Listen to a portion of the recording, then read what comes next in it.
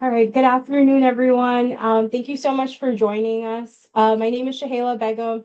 I'm the program director for the Long Island Sound Community Impact Fund. And so thank you for joining us. Congratulations on your LISCIF grant for this round. This is our grantee's guide to invoicing, and it'll be led by Andrea Polly, who is our grants administrator, and you'll be working very closely with her.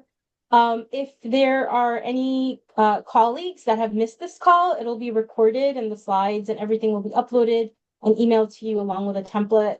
And then also we have Kelly Marty, who's joining us, and she's the LISCIF program associate. So we'll take questions at the end, and if you have any questions, please, you can put them on the chat, but otherwise maybe remain muted for this session, and then I'll just turn it over to Andrea Polly. Hello, good afternoon, everyone. So good to see everyone's faces, and we look forward to working with you guys for this round of LISCIF. So we will go ahead and get started on just going over all of the important requirements needed for invoicing so that we can make sure that we are turning around your reimbursements in a fairly quick and efficient way. So we will get started. We are going to start with invoicing process. And so I'm not sure of everyone's situation, but for some, this may be your first grant. And you want to make sure that you have internal processes already created for your invoicing process. So your internal policy needs to detail the person that's responsible for collecting receipts and submitting invoices, how invoices are tracked, and making sure all of the checks and balances are in place for submitting invoices and really submitting the reimbursements for the cost and keeping track of all of that. And so you want to make sure that these policies are the same across the board, no matter the funding stream. So if that is something that hasn't been done and you need assistance with that, please feel free to reach out and we can help you get those internal policies set up. We want to make sure that you review your grant agreement. We know from the time of the LOI up until now, things may have changed, including your costs that were included on your budget. So make sure that you review your grant agreement for your approved costs that are consistent with your scope of work that was submitted. And make sure that when you are submitting your invoices, that you are including costs that are incurred between the notice of the proceed date or the date of signature and the project end date. Now, to add a note to that, I know some people may want to charge for pre-award costs. And so those are things that we can go over if that's you on our one-to-one calls. Or if you have questions about that, we can answer that at the end of the training. So for your invoice preparation, you want to use the approved budget categories that are in your grant agreement.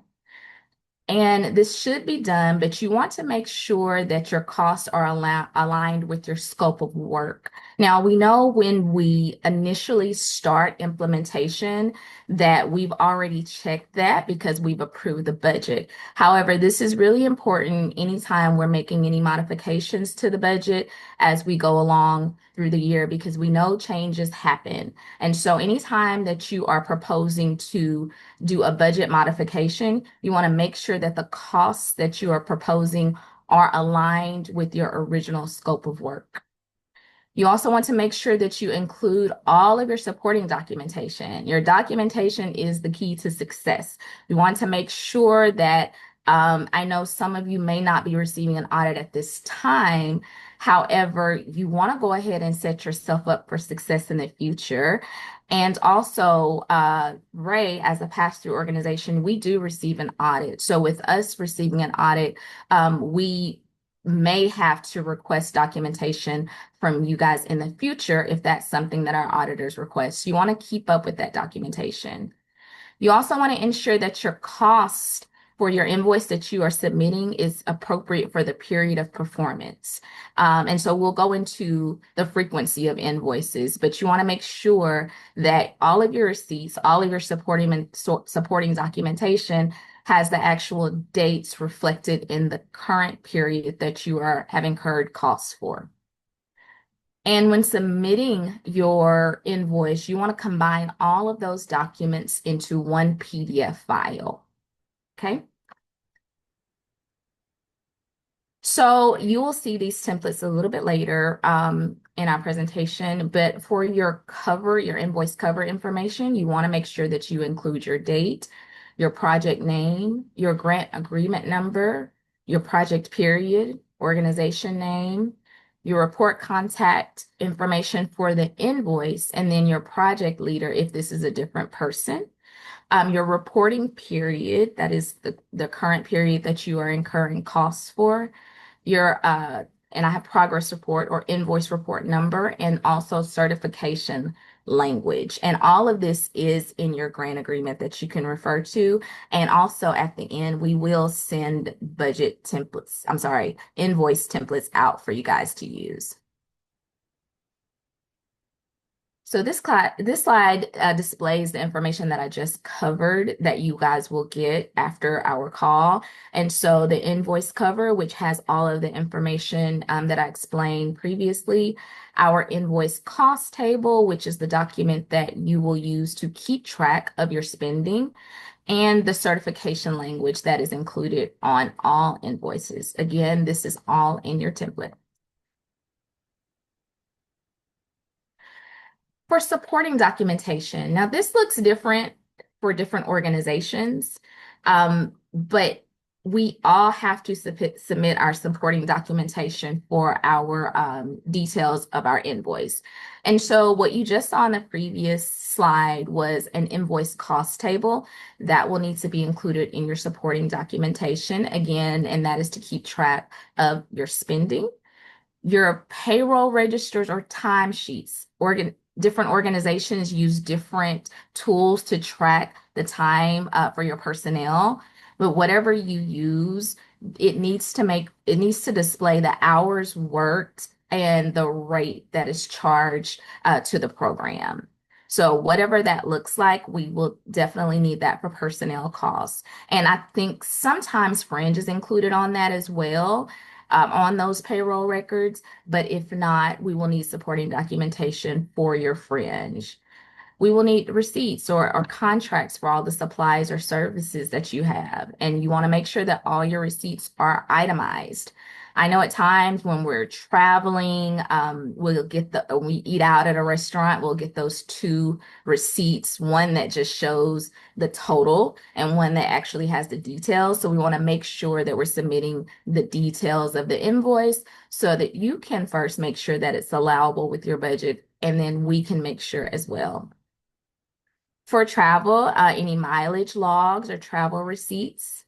And you want to be sure that your reimbursement only includes costs for the LISCIF program. Some of you may be working with multiple funding streams, and so you may have a specific percentage allocated for your shared costs. So you want to make sure that you are charging the cost for the LISCIF program fairly and consistently amongst your programs.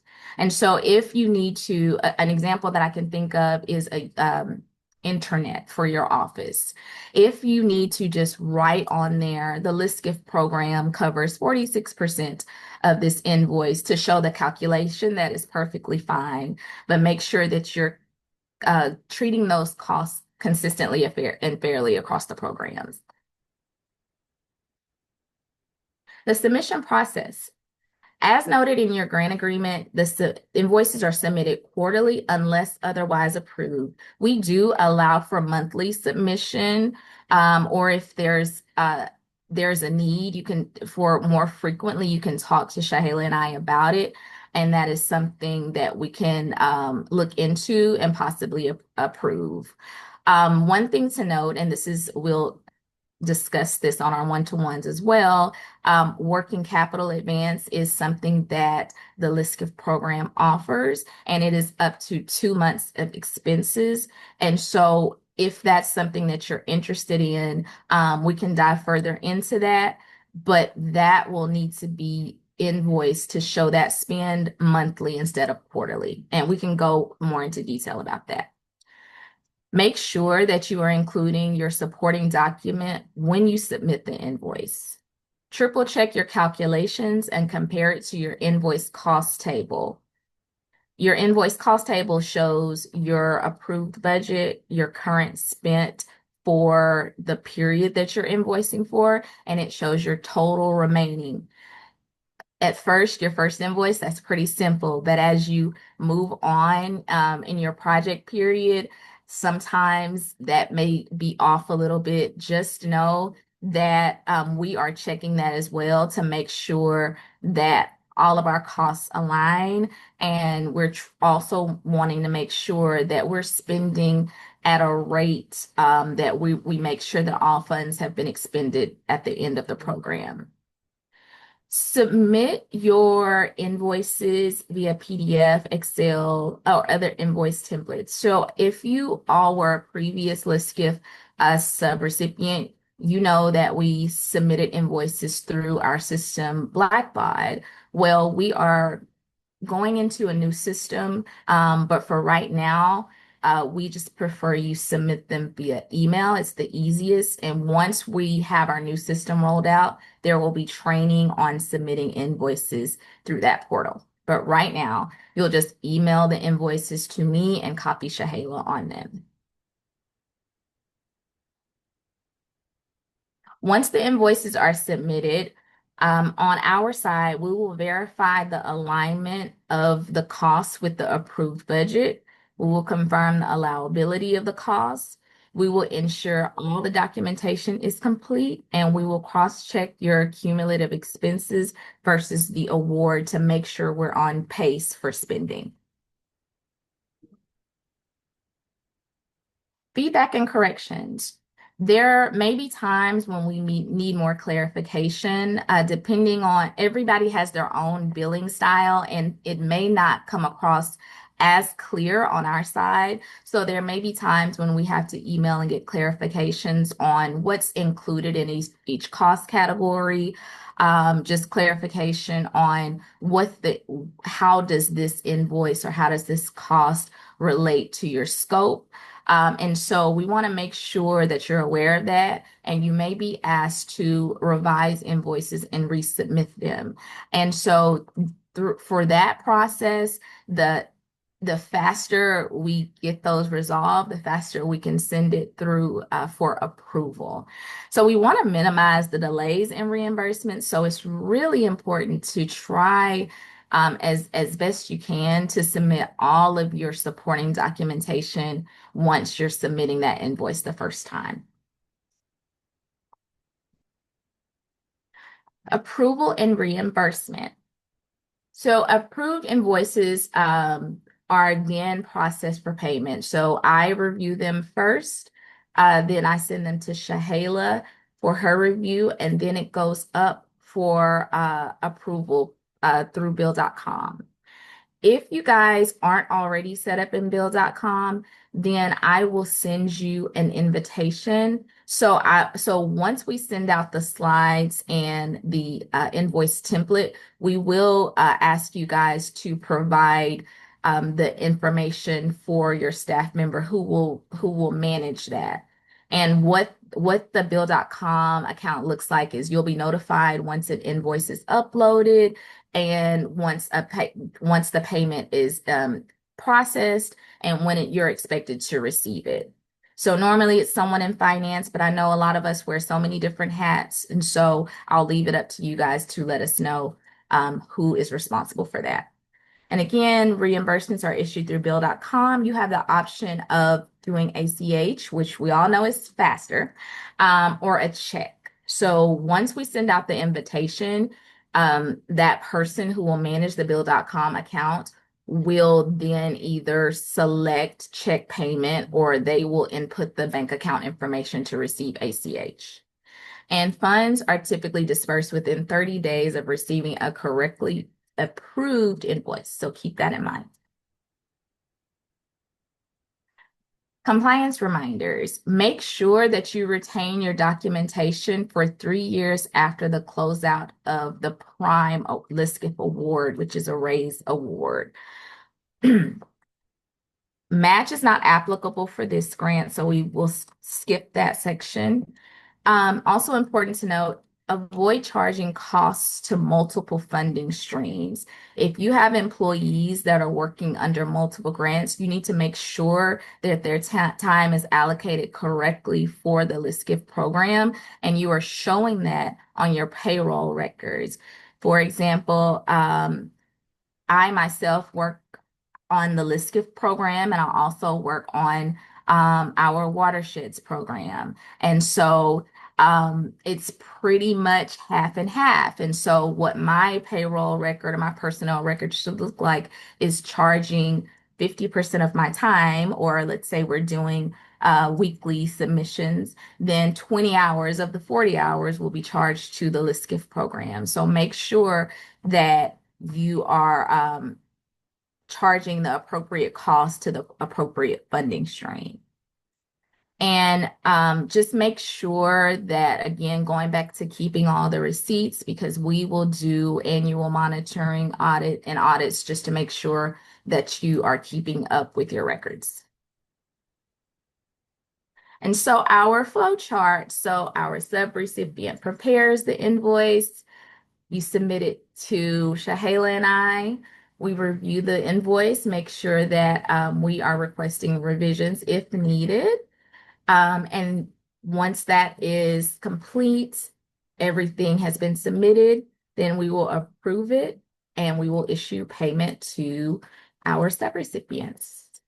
And so that was fairly quick and easy, and I will open up and you can unmute if you have any questions regarding anything that we've discussed.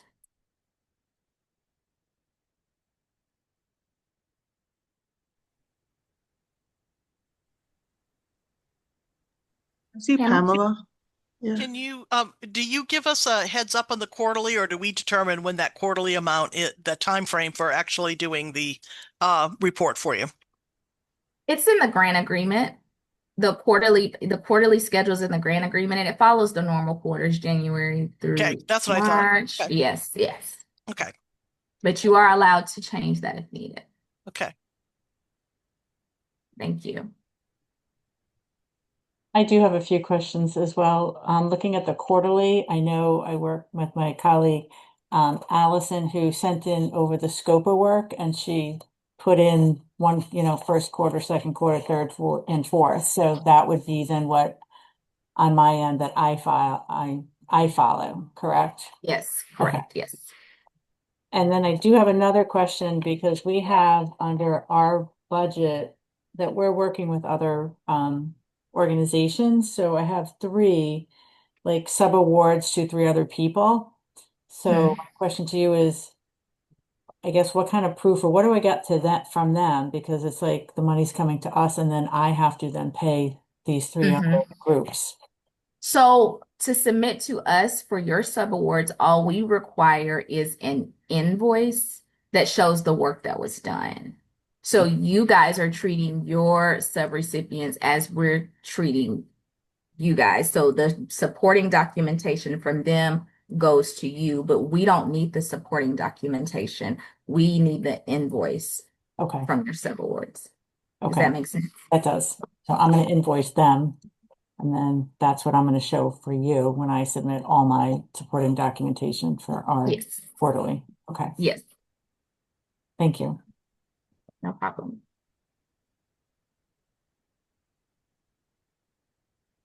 You have any other questions? And feel free if you want to hold your questions to really dive into your scope of work in your budget during our one-on-ones, feel free to do that as well.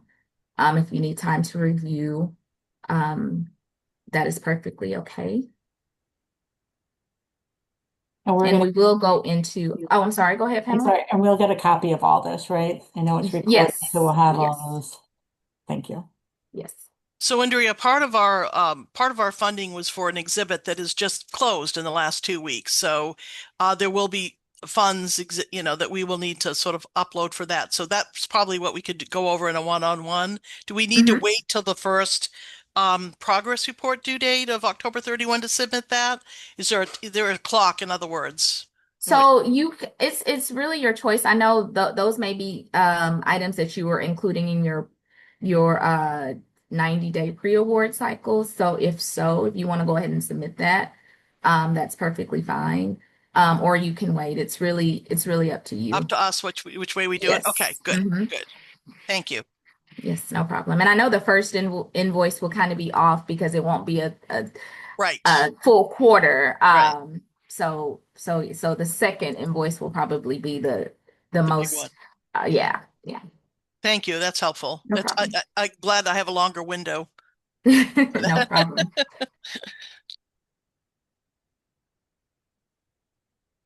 Well, if we don't have any further questions, you guys, our contact information here is here. I'm sure we've already emailed. And so if feel free to email us, call us if you have any questions. But also, again, we will be scheduling our one-on-ones once the grant agreements are signed. And you can feel free to ask any questions that you may have there if you feel more comfortable. I will stop the recording now then if no one has any more questions. Oh, Shahila. Sorry, we just wanted to remind you also that there's an upcoming training for the management center. Kelly, do you want to talk more about it? Sure. Should I stop the recording or should I keep? I think you can leave it in there in case Okay, people yeah. watch it and want to register.